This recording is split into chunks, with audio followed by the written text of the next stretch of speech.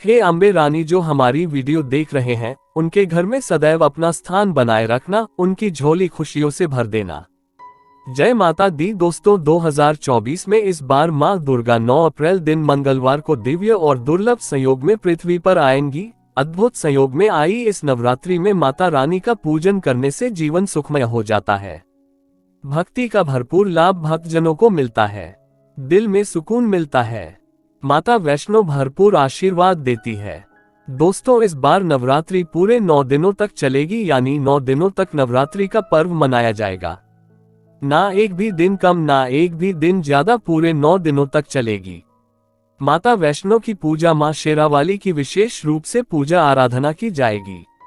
चैत्र नवरात्रि का महापर्व इस बार 2024 में 9 अप्रैल दिन मंगलवार से शुरू होकर 17 अप्रैल दिन बुधवार को समाप्त होंगे।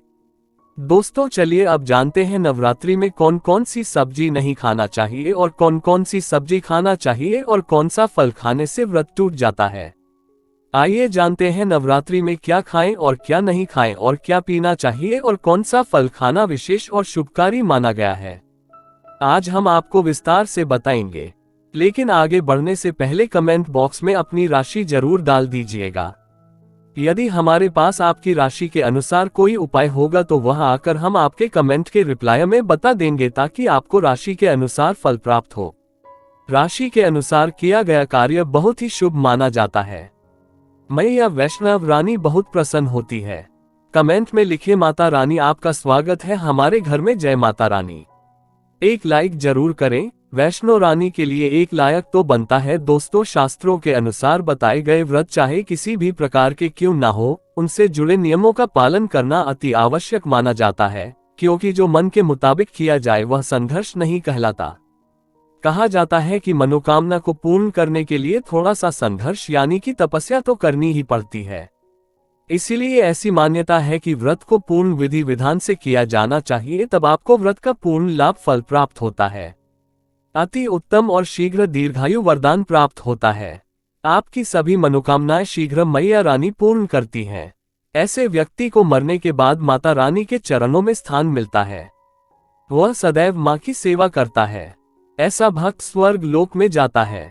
इसीलिए हर शास्त्र यही कहता है कि सच्चे दिल से अगर आपके मन में ईश्वर के प्रति श्रद्धा हो तो बिन पूजा पाठ के ही सारा फल मिल जाता है, और अगर मन में ईश्वर के प्रति शंका हो तो उस मनुष्य को कई जन्मों तक सुख नहीं मिलता, वह नरक में ही भटकता रहता है। भागवत गीता में भगवान श्री कृष्ण ने स्वयं कहा था, जो मनुष्य सच्चे हृदय से ईश्वर को पुकारता है तो उसका नाता उस शक्ति से जुड़ जाता है जिसे आपने सच्चे हृदय से पुकारा था। इसीलिए भगवान भी कहते हैं कि सच्चे हृदय से ही ईश्वर को पुकारो तो वह आपकी हर मनोकामनाओं को पूर्ण करते हैं। दोस्तों, कई लोग ऐसे हैं जो भगवान के सामने घंटों पूजा पाठ करते हैं तथा रोते हैं, फिर भी भगवान उनकी कभी नहीं सुनता। दरअसल जब आप सच्चे मन से ईश्वर को पुकारना ही नहीं है तो भला वो आपकी पुकार कैसे सुनेंगे। दोस्तों, ये तो थी वो बातें जो भक्त और भगवान के बीच की हैं। अब हम जानते हैं नवरात्रों के दौरान क्या नहीं खाना चाहिए और क्या नहीं पीना चाहिए और कौन सा फल खाने से व्रत संपूर्ण और सफल हो जाता है। दोस्तों, हमारे चैनल को सब्सक्राइब जरूर करें और इस बेल आइकॉन को दबाना ना भूलें। तो आइए शुरू करते हैं। दोस्तों, चाहे मर जाना भूलकर भी नवरात्रि के दिनों में पानी पूरी कभी मत खाना, क्योंकि इस दिन कभी कभी बीच में शुक्रवार पड़ जाता है और शुक्रवार को मां संतोषी का बार कहा जाता है। माता संतोषी खट्टी चीज खाने वाले व्यक्ति से हमेशा क्रोधित रहती है, नाराज रहती है, क्योंकि नवरात्रों में माता संतोषी जागृत अवस्था में हो जाती है।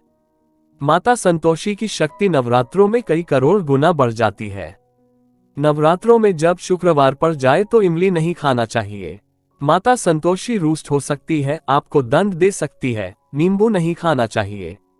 वैसे तो नवरात्रि के व्रत में नींबू खा लेना चाहिए, पर अगर शुक्रवार हो तो माता संतोषी के क्रोध से बचने के लिए नींबू नहीं खाना है। इस दिन नींबू का त्याग करना चाहिए। दोस्तों, पानी पूरी क्यों नहीं खाना चाहिए? क्योंकि उसमें लहसुन प्याज होता है और खट्टा भी होता है, जो व्रत को भंग कर सकता है, पाप लग सकता है। ध्यानपूर्वक अगर आप शुक्रवार को खट्टा नहीं खाते हैं तो माता संतोषी आपको धन धान्य से मालामाल कर देती हैं, आपके घर में अपना वास बना लेती हैं। बस शुक्रवार के दिन नवरात्रों के दिनों में इस चीज का त्याग करना चाहिए।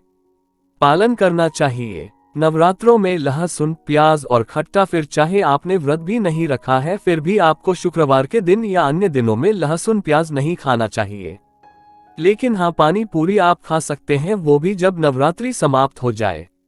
दोस्तों, नवरात्रि के दिन सेब जरूर खाना चाहिए। शास्त्रों में बताया जाता है कि भगवान के भोग में सेब आदि जरूर अर्पित किया जाता है। अगर आपका व्रत है तो आपको सेब जरूर खाना चाहिए। केला, पपीता, तरबूज और मीठे अंगूर जरूर खाना चाहिए। इन फलों से व्रतधारी को शक्ति मिलती है और व्रत संपूर्ण हो जाता है। शास्त्रों में बताया जाता है कि नवरात्रों के दिनों में सीताफल जरूर खाना चाहिए। सीताफल खाने से 20 ऐसी बीमारियां हैं जो खत्म हो जाती हैं। नवरात्रों के दिनों में सीताफल का घर में प्रवेश होना बड़ा ही शुभ माना गया है। सीताफल खाने से नवरात्रि का व्रत सफल हो जाता है, क्योंकि इसमें माता सीता का आशीर्वाद मिला हुआ होता है। माना जाता है भगवान राम के वनवास के दौरान में माता सीता ने यही फल खाया था। नवरात्रि के दौरान इसे जो भी खाता है उसे दुखों का सामना नहीं करना पड़ता। सीताफल आपको जरूर खाना चाहिए। माता सीता प्रसन्न होती हैं और आशीर्वाद देती हैं। दोस्तों, नवरात्रों में तेल की तली हुई हरी मिर्च खा सकते हैं, लेकिन कम मात्रा में खाना है। व्रत के दौरान ज्यादा तीखा नहीं खाना चाहिए। व्रत में तीखा खाने से व्रतधारी की जो पेट की आंतें होती हैं उसमें जख्म हो सकते हैं, क्योंकि इस दौरान हम व्रत का पालन करते हैं तो हमारे पेट में कुछ नहीं होता। इसीलिए हल्का खाना खाना सर्वोप्रिय और उत्तम माना जाता है। व्रतधारी को रसीले आलू आवश्यक खाना चाहिए। इससे हमारे शरीर में ऊर्जा की भरपूर जरूरत जो होती है पूरी हो जाती है। आप आलू का पानी पी सकते हैं। रसीले आलू जरूर खाना चाहिए। दोस्तों, नवरात्रों में भिंडी की सब्जी जरूर खाना चाहिए। भिंडी में कई ऐसे पोषक तत्व होते हैं जो हमारी हड्डियों को मजबूत बनाते हैं तथा नवरात्रों में बैगन की सब्जी जरूर खाना चाहिए। लेकिन याद रहे, जब नवरात्रों में सोमवार पड़ जाए तो बैगन की सब्जी मत खाना, पाप लगेगा। नवरात्रों में सब्जी में हरा धनिया जरूर डालना चाहिए। हरे धनिये से भी व्रतधारी को पोषक तत्व मिलते हैं। नवरात्रों में हरा धनिया अवश्य खाए। इससे जो शुगर लेवल होगा वह कम हो जाएगा। नवरात्रों में रिफाइंड का तेल और सरसों का तेल भूलकर भी व्रत के दौरान नहीं खाना चाहिए। मूंगफली का तेल और देसी घी और गोले का तेल खाना अच्छा माना जाता है। दोस्तों, नवरात्रों में व्रतधारी को डब्बा बंद लस्सी, डब्बा बंद जूस नहीं पीना चाहिए। उसमें कई केमिकल मिले होते हैं जिसके कारण आपका व्रत टूट सकता है। जब भी आप फलों का जूस पिए तो याद रखें उसमें नमक न डालें, नहीं तो व्रत टूट जाएगा। साथ ही साथ जूस में बर्फ भी नहीं डालना चाहिए। फलों का सादा जूस पीने से व्रत सफल होता है। दोस्तों, नवरात्र के दौरान सिंघाड़े का आटा या कुट्टू का आटा खाने से पहले ये देख ले कि आटा पुराना नहीं होना चाहिए, क्योंकि पुराने आटे में कीड़े वगैरह पड़ जाते हैं जिसके कारण आपका व्रत टूट सकता है, क्योंकि ये छोटे छोटे कीड़े हमें दिखाई नहीं देते और आपके मुंह तक पहुंच जाते हैं। ऐसा आटा खाना मतलब कीड़े मकोड़ों का मांस खाने के बराबर माना गया है। दोस्तों, नवरात्र के दौरान आप शाम के समय खाने में दही ले सकते हैं, आलू वगैरह खा सकते हैं, आलू के चिप्स खा सकते हैं, साबूदाने की टिकिया बनाकर खा सकते हैं, साबूदाने की खिचड़ी खा सकते हैं, आलू के पापड़ भी खा सकते हैं।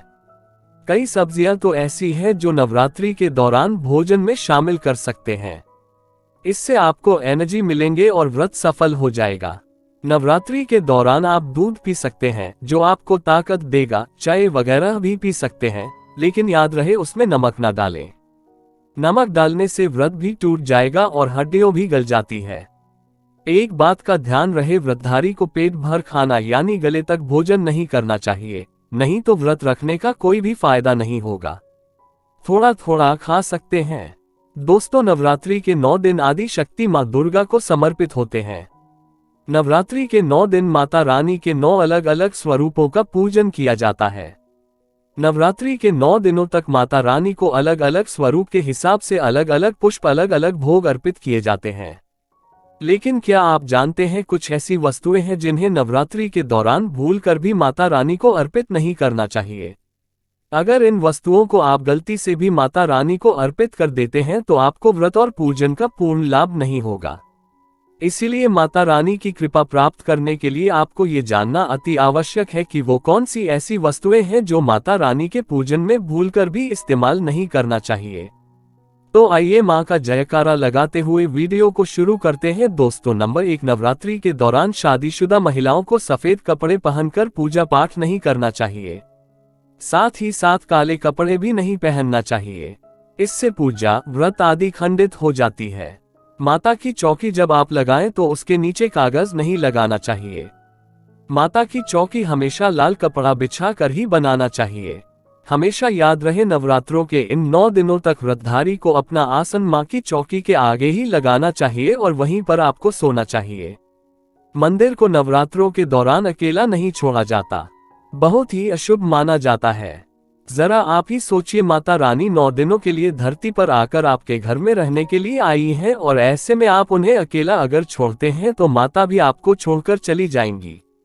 वह कहेंगी इसको मेरी जरूरत नहीं है, वह अकेली पड़ जाती है, इसीलिए माता के पास में ही सोना चाहिए। दोस्तों, नंबर 2, नारियल। हिंदू धर्म में नारियल को समृद्धि, धन, श्रद्धा और सम्मान का सूचक माना जाता है। नारियल को श्रीफल भी कहा जाता है। नारियल को सुख समृद्धि में वृद्धि करने वाला माना जाता है। नारियल का हर मांगलिक कार्य में विशेष महत्व होता है। जैसे कि आप सभी जानते हैं कि माता रानी के कई मंदिरों में नारियल से बलि भी दी जाती है और माता रानी के पूजन में नारियल का इस्तेमाल हम सभी करते हैं। खासकर कलश की स्थापना नारियल रखकर ही की जाती है। माता रानी की पूजन में हम नारियल इस्तेमाल करते समय कुछ गलतियां कर बैठते हैं। दोस्तों, नारियल कई प्रकार के होते हैं। एक हरा, दूसरा सूखा जिसके अंदर पानी होता है। जिस नारियल के अंदर पानी होता है। माता रानी के पूजन में सदैव पानी वाला और जटा वाला नारियल ही इस्तेमाल करें। नारियल का पूर्ण होना चाहिए। नारियल चटका हुआ या टूटा हुआ नहीं होना चाहिए, क्योंकि साबुत नारियल ही पूर्ण और पवित्रता का प्रतीक होता है। साबुत नारियल ही सुख समृद्धि का प्रतीक होता है। साबुत नारियल को ही श्रीफल यानी कि मां लक्ष्मी का फल कहा जाता है। नवरात्रि में माता रानी के कलश की स्थापना करते समय जटा वाला यानी पानी वाला नारियल ही कलश पर स्थापित करना चाहिए। साथ ही यह ध्यान रखना चाहिए, नारियल को सदैव कलश के ऊपर लेटा कर रखना चाहिए। घट स्थापना करते समय कभी भी नारियल को खड़ा करके नहीं रखा जाता। नारियल को सदैव लिटाकर कलश के ऊपर रखा जाता है। साथ ही नारियल को स्थापित करने से पहले आप नारियल को लाल कपड़े में लपेटकर उस पर और फिर लाल चुनरी उड़ाकर आप नारियल को कलश के ऊपर स्थापित करें। शास्त्रों के अनुसार कलश के ऊपर जब सही तरीके से नारियल रखा जाता है और सही प्रकार का नारियल रखा जाता है, तभी ही व्रत और पूजन का पूर्ण फल प्राप्त होता है। ये भी ध्यान रहे कि महिलाएं माता रानी को नारियल अर्पित तो कर सकती हैं, लेकिन कभी भी माता रानी के सामने नारियल को भूल कर भी ना तोड़े, क्योंकि नारियल बीज रूप होता है और स्त्रियां बीज रूप से ही शिशु को जन्म देती है, इसीलिए कभी भी महिलाओं को नारियल नहीं तोड़ना चाहिए। दोस्तों, नंबर 3, लौंग। लौंग हम सभी माता रानी के पूजन में इस्तेमाल करते हैं, लेकिन लौंग का इस्तेमाल करते समय एक बहुत बड़ी गलती कर बैठते हैं। हमेशा ध्यान रखना चाहिए कि माता रानी को सदैव फूल वाली लौंग ही अर्पित करना चाहिए। जिस लौंग के ऊपर फूल नहीं होता या फिर जिस लौंग के पीछे लकड़ी की डंडी होती, उसको आप माता रानी के पूजन में भूलकर भी इस्तेमाल ना करें।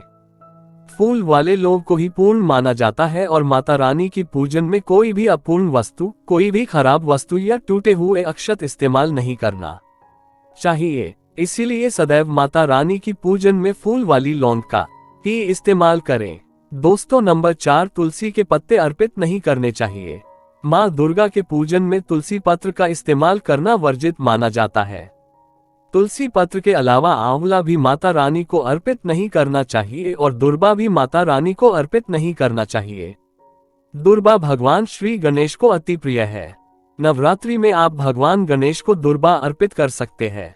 भगवान विष्णु जी को तुलसी के पत्ते अवश्य अर्पित कर सकते हैं, लेकिन माता रानी को भूलकर भी तुलसी के पत्ते या दुर्बा अर्पित ना करें। माता रानी को सफेद फूल भी अर्पित ना करें। माता रानी को सदैव लाल रंग के फूल अर्पित करने चाहिए। लाल रंग के फूल माता रानी को अति प्रिय है, खासकर माता को गुड़हल और कमल के फूल अति प्रिय है। शास्त्रों में बताया जाता है कि घर में माता रानी की 2 या 3 मूर्तियां या फोटो नहीं होने चाहिए। इस बात का भी आप विशेष ध्यान रखें कि माता रानी के पूजन में कोई भी खंडित चीज इस्तेमाल ना करें, जैसे कि चटका हुआ या टूटा हुआ दीपक या फिर चटका हुआ कोई बर्तन। साथ ही ये भी ध्यान रहे कि लोहे की और प्लास्टिक के बर्तन आप माता रानी के पूजन में इस्तेमाल न करें, क्योंकि प्लास्टिक के चाइनीज बर्तन हड्डियों के पाउडर से मिलकर बनते हैं। ऐसा ना करें, ऐसे बर्तनों को माता रानी के पूजन से सदैव दूर रखें। माता रानी को जो पुष्प अर्पित कर रहे हैं उन्हें सूंघे नहीं, सूंघे हुए फूल या गिरे हुए फूल या फिर मुरझाए हुए फूल माता को अर्पित ना करें। दोस्तों, कमेंट बॉक्स में लिखे जय माता दी। जानकारी पसंद आए तो एक लाइक तो बनता है, आपका एक लाइक हमारे लिए बहुत ही कीमती है। मैया रानी के लिए एक लाइक तो बनता ही है।